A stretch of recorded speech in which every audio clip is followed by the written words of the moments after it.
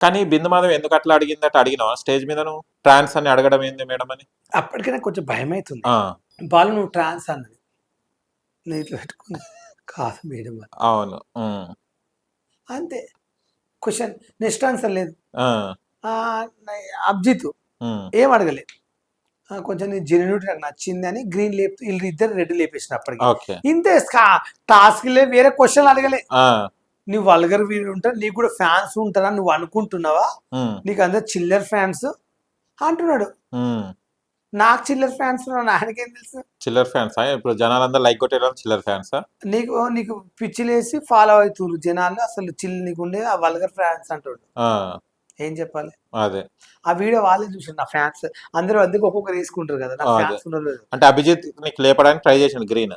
Abhijit green లేపితే చెవిలో మాట్లాడి రెడ్ లేపించారు ఆయన్ని. ఓకే. అభిజిత్ అయితే తప్పలేదు. ఆ, నా ఆల్రెడీ నా ఈ బిందు మాధవ్ది నవదీప్ది ఇది ఉమ్, ఓ రక్షణ బాగాలేదు.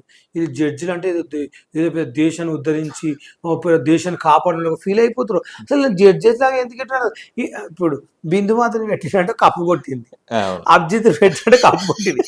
ఈయన ఏం కప్పు కొట్టినట్టు జడ్జి లా పెట్టిండు, ఆ, అంటే ఏం ఉద్ధరించినట్టు పెట్టిండు.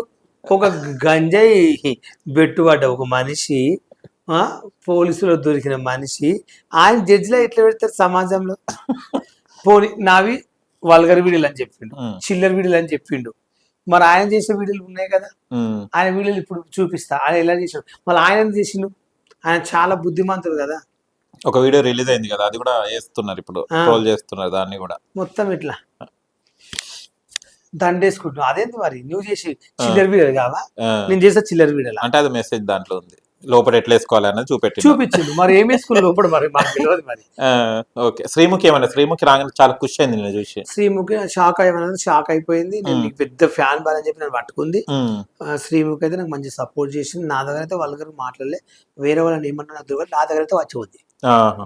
అంటే శ్రీముఖి ఏమన్నా సపోర్ట్ చేసింది అక్కడ స్టేజ్ మీద, చూడండి ఒకసారి ఛాన్స్ అని? ఛాన్స్ ఇవ్వండి, సపోర్ట్ చేసింది. నాకు చెప్పాను కదా ఉమ్, మొత్తం స్కిట్ నన్ను అయితే నా జీవితం అంతా నాశనం చేసిన నవదీప్. ఉమ్, నా జీవితం నాశనం అయినందుకు నాకు చట్టపరంగా ఏదో చెయ్యాలి. ఉమ్. నన్ను వాళ్ళ ఇంట్లో పెట్టుకున్నాను, నన్ను నడపాలని కోరుకుంటున్నాను. అంటే ఎలా నాశనమైన నువ్వు? ఏ పరంగా? బిగ్ బాస్కి వెళ్ళేటోని నేను నాశనం చేసిన నా జీవితం. ఉమ్, మనీ వస్తే మా ఫ్యామిలీ కొన్ని ఉపయోగపడతాయి అనుకుంటే ఉమ్, అవి నాశనం చేసిండు. ఉమ్. ఇప్పుడు నేను మార్కెట్లో తలెత్తుకుని తిరగలేకపోతున్నా. ఆయన అన్న మాటలు అసలు నేను తీసుకోలేకపోతున్నా. తను నన్ను ట్రాన్స్జెండర్ అన్నది. రేపు మా చుట్టూ అందరు రేపు నాకు పిల్లలు ఇస్తారా? అవును. నాకు రేపు పెళ్ళి అవుతుందా?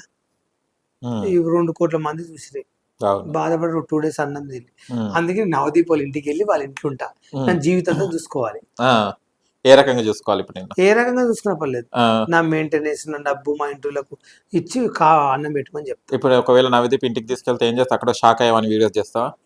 అప్పుడు నేనేందో తెలుసా ఆయన అదే. వాళ్ళు జెన్యున్ తెలిసి అప్పుడు బిగ్ బాస్ పంపిస్తారు. ఓకే. కానీ చాలా మంది నీ ఫ్యాన్స్ అందరు హట్ అయ్యారు. ఏమని అంటారు కామెంట్స్ లో? కానీ నీకు పర్సనల్ గా ఫోన్ చేసి ఏం మాట్లాడుతున్నారు నీ ఫ్యాన్స్?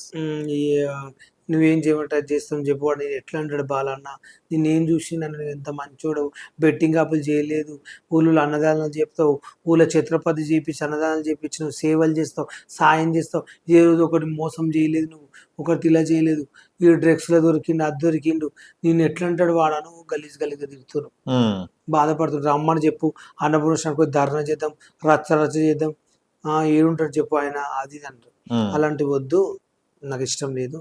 నేను ఇండస్ట్రీని నమ్ముకున్న, ఇండస్ట్రీ నాకు ఎప్పటికైనా అన్నం పెట్టి ఇండస్ట్రీని నేను ఎప్పుడు దూరం చేసుకొని అలాంటి క్యారెక్టర్ కాదు అని చెప్పిన. ఓకే. కానీ నువ్వు అగ్ని పరీక్ష వెళ్ళి బిగ్ బాస్కి వెళ్ళిపోతా నేను ఇలా అని కొన్ని ప్లాన్స్ చేసుకున్నావు కదా, ఏమేమి ప్లాన్స్ చేసుకున్నావు మొత్తం?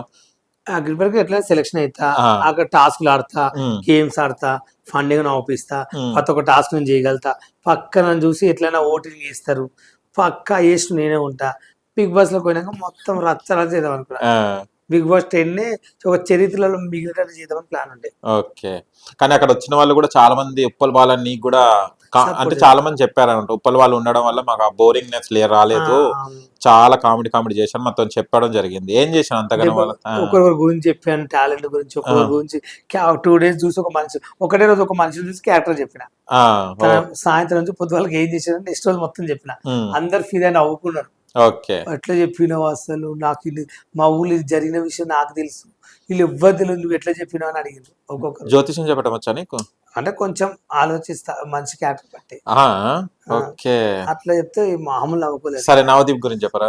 నవదీప్ ఏముంది, కూర్చుంటాడు ఇట్లా పెట్టుకుంటాడు. ఈయన దేశానికి పంపించి ఏం ఉపయోగం? ఈయన ఏదో పెద్ద దేశాన్ని ఉద్ధరించినట్ల, ఏదో దేశంలో పెద్ద ఏదో రాజకీయ నాయకుడు అయినట్ల, రైతులకు ఏదో నీళ్లు పంపించి బియ్య జంటలు పండించినాక లేదా పెళ్ళైన వాళ్ళకి పుస్తమెంటలు ఇప్పించినట్ల ఏదో పెద్ద ఊచి చెప్తాడు. గంజాయి బ్యాచ్ గంజాయిలా ఉండాలి. ఒక మనిషిని అంతప్పుడు ఫస్ట్ నీ బ్యాక్గ్రౌండ్ చూసుకోవాలి. ఏ మనిషిని అంత స్టేజ్ మీద అవమానించొద్దు, అది కరెక్ట్ కాదు నవదీప్ గారు. నేను ఏమంటున్నా అంటే, ఒక టాస్క్ పెట్టు, నేను దాన్ని గెలుపుకుంటే పంపిస్తే నేను హ్యాపీగా వెళ్ళిపోయేటోడిని. ఒక గేమ్ పెట్టు, బాలు నువ్వు చెప్పలేదు మాకు, నేను తీసుకునే అర్హత లేదు, అక్కడ అగ్ని పరీక్షకి వెళ్ళాలంటే అగ్నిలా ఉండాలి, నువ్వు ఇక్కడే టాస్క్ చేయలేకపోతున్నావు, గాడు ఏం చేస్తావు అని చెప్పి పంపించిన నేను ఫీల్ కాకుండా నేను అనుకో నేను చేయలేనురా సార్ అన్నది నిజమే కదా అన్నట్టు. కానీ దేశానికి అనగానే బాధ అనిపించింది. దేశానికి నువ్వు అక్కడ మొగోడ ఆడలో రాయమన్నది రాశ, అవును మొగోడని. అవును, నువ్వు ట్రాన్స్జెండర్ అంటే కదా, అంటే ట్రాన్స్జెండర్స్ తీసుకోరా? అవును, ప్రతిసారి ట్రాన్స్జెండర్స్ తీసుకురు కదా, ఈసారి నన్ను తీసుకున్నాను ట్రాన్స్జెండర్ లాగా తీసుకోండి. మరి నన్ను కాకుంటే ఎవరైనా ట్రాన్స్జెండర్ తీసుకోండి కంపల్సరీ. ఒక ట్రాన్స్జెండర్ సెలెక్షన్ అయింది. అవును, ఆమె మంచిగా పాపం నెల్లూరు ఆమె బాగా మాట్లాడింది, పద్ధతి ఇట్లా నేను కాలేజ్కి వెళ్తే అందరు నన్ను అట్లా చూడ అమ్మాయిలా చూస్తారని చెప్పింది. నువ్వు అబద్ధాలు చెప్తున్నావు మేము అని చెప్పారు. ఆ అమ్మాయిని తీసుకోండి అబ్బా, నన్ను తీసుకోకుండా పర్లేదు, ఒక ట్రాన్స్జెండర్ తీసుకోండి. దేశంలో వాళ్ళ మనుషులు కారా? వాళ్ళకు అనే కోరికలు ఉన్నాయా? వాళ్ళు మనలా మనుషులు. నేను కూడా ఇప్పుడు నేను ఒప్పుకుంటాను అనుకో, నేను ట్రాన్స్జెండర్ అనుకోండి, ఇప్పుడు నన్ను కూడా పంపిండి. మరి బిందు మంది అడిగింది కదా, నేను ట్రాన్స్జెండర్ పంపియండి బిగ్ బాస్ కు. చెప్పు ఇప్పుడు చెప్తున్నా కదా, అదే అడిగింది కదా, నేను ట్రాన్స్జెండర్ నన్ను పంపి బిగ్ బాస్ కు.